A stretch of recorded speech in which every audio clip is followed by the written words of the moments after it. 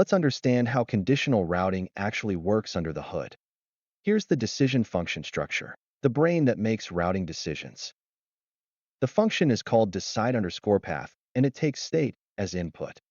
Inside, it extracts the query from state and converts it to lowercase for easier matching. Then it uses if-else logic. If latest or current appears in the query, return web_search. This tells the graph to route to the web search node.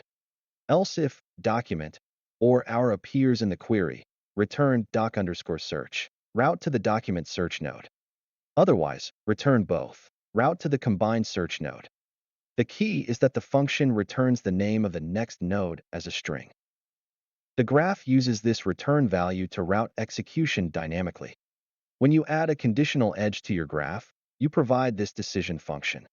The graph calls your function, gets back a node name, and routes to that node. This is how LangGraph makes intelligent routing decisions.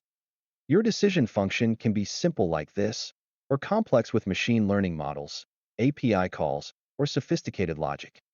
The graph doesn't care about the complexity. It just needs a node name back. Now let's see how you go from design to execution through the compilation process, bringing your workflow to life. Here's the build process in 6 steps. Step 1. Define state schema using type dict. This is your data contract. Step 2. Create node functions. Write the Python functions that do the actual work. Step 3. Build state graph container. Create the graph that will hold everything. Step 4. Add nodes to graph. Register your functions as nodes. Step 5. Connect with edges. Define the flow, whether linear or conditional. And the crucial step 6. Compile. This transforms your definition into an executable application.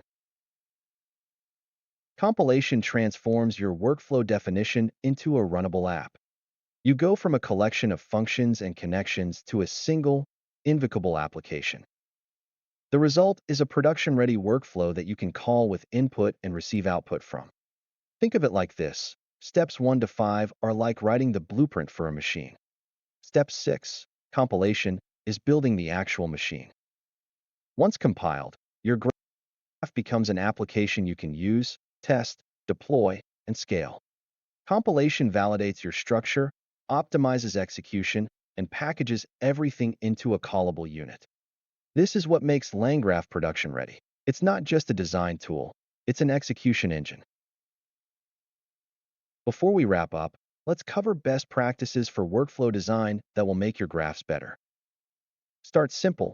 Always begin with linear workflows. Add conditionals only when actually needed. Don't overcomplicate. Every bit of complexity should serve a clear purpose. If linear works, use linear. Make decisions clear. Your decision functions should be obvious to anyone reading the code. Name nodes descriptively. Web_search is better than node 1. Document why paths exist. Clear design is maintainable design. Test each path. Ensure all routes through your graph actually work. Handle edge cases. What if the query is empty? What if the API fails?